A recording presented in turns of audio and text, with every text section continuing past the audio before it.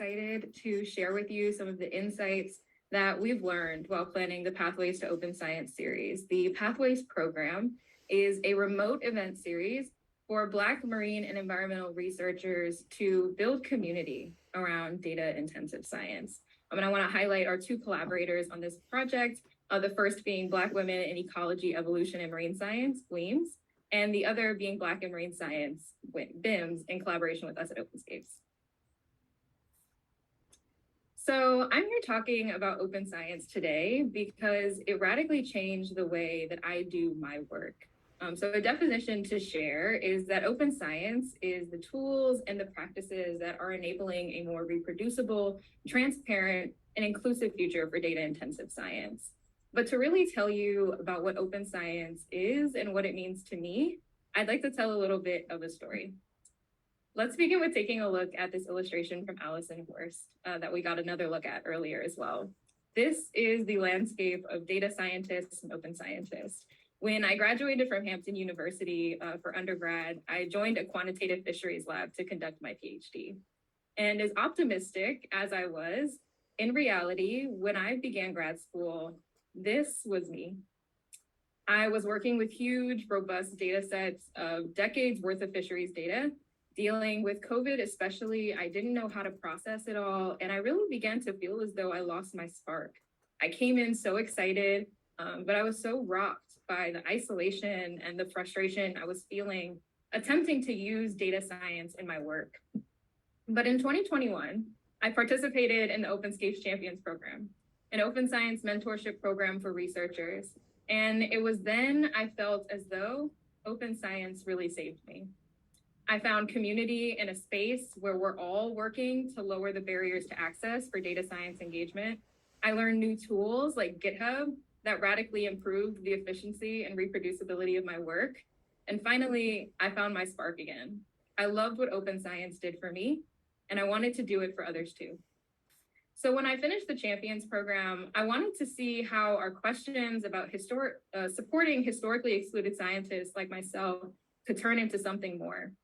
And these questions were the very beginning of the collaboration that you all are seeing here today.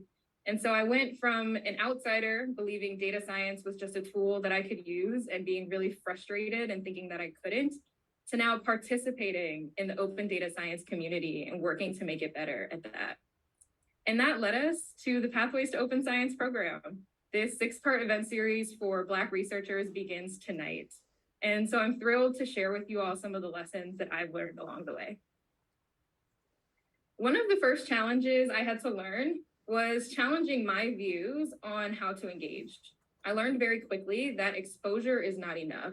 When I joined the Openscapes team, I was so thrilled. I wanted to forward every event to every person in my network, and I felt as though really naively at the time that my excitement would overpower the overwhelm that people feel seeing an event about something they'd never heard of before. I really believed at the time that my excitement about open science would cut through all of that and people would hop on the bandwagon with me. I believed exposure was one of the main culprits in the lack of diversity and inclusion I was seeing in the open science space. But in reality, and what I've learned and we worked really hard to address in our Pathways to Open Science programming is that in a majority of cases, it isn't exposure. It's much deeper than that. We have to lead with intention, with a listening ear, and with a degree of flexibility and open-mindedness that I didn't expect initially.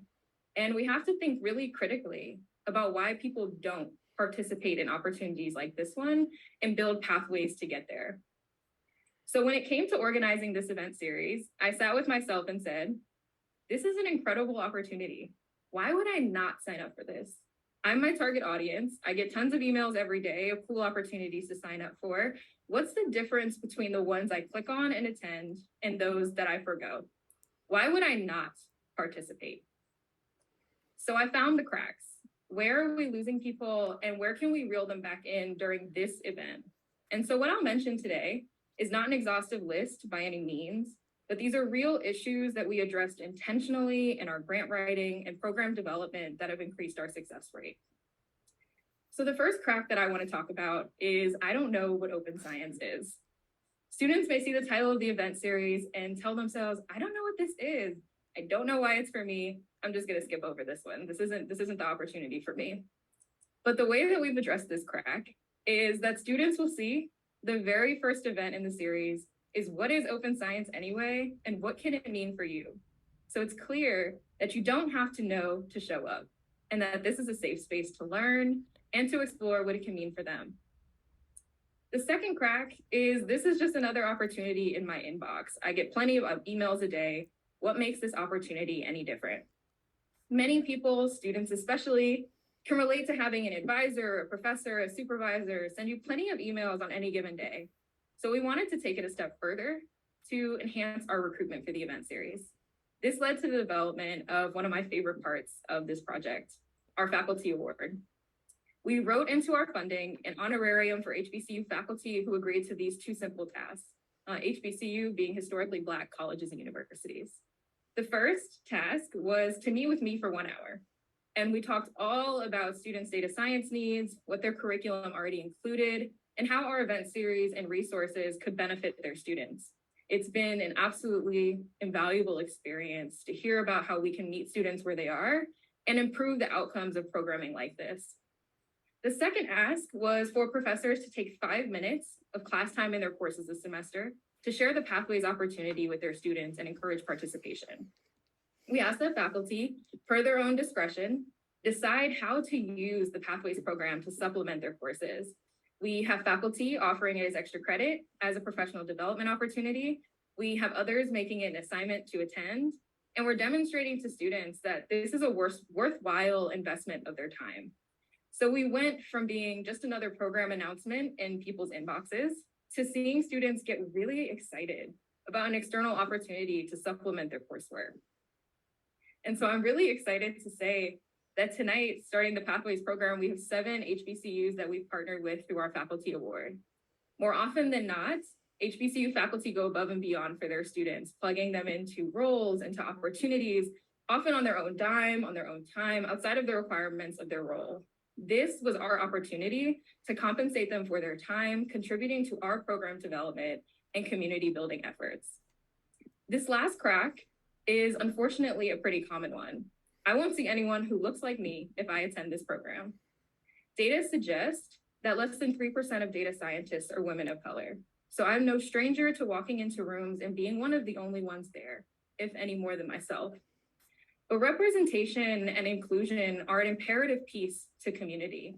And unfortunately, it's not something that I feel in every space that I walk into.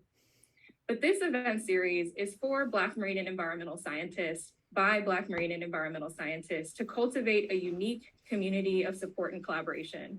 It is the result of incredible efforts from the Openscapes organization to center our voices and our leadership in this initiative. This event is a collaboration between Black and marine science, Black women in ecology, evolution, and marine science, and us here at Openscapes. And it's led by Black women and HBCU graduates. This is some of the members of our planning team, and our graphics even feature Black characters designed by an HBCU grad herself. And so with the invaluable support of the core team members at Openscapes, we're looking at an incredibly successful series. We have over 100 registrations for tonight's very first session. And all of this is to say, the future of open science is bright. This very first Pathways to Open Science program is just the start of the work we'll do to build more equitable open science programming. And I hope that this brief presentation encourages all of us to challenge our community building assumptions and intentionally address the cracks in our program for a brighter future for open science. Thank you. And I will go ahead and stop sharing.